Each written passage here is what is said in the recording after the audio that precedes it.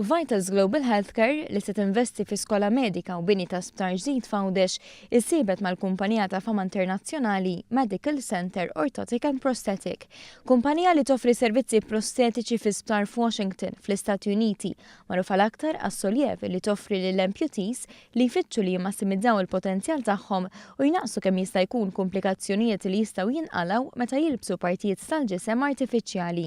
Preżentament f'pajjiżna hawn professjonist wieħed biss li jipprovdi servizzi ta' prostetika u issa b'dan il-ftehim se jiżdiedu l-professjonisti mediċi li jkunu disponibbli li jieħdu ħsieb lill-pazjenti b'attenzjoni individwali.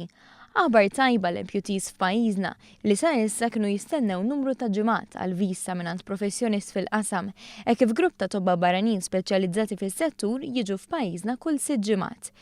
Lilin minn dan il-ftehim ma' Medical Center O&P se jipprovdi wkoll it-taħriġ neċessarju lit-tobba Maltin sabiex anki huma jiżviluppaw aktar il-ħiliet u jtejbu s-servizzi li joffru.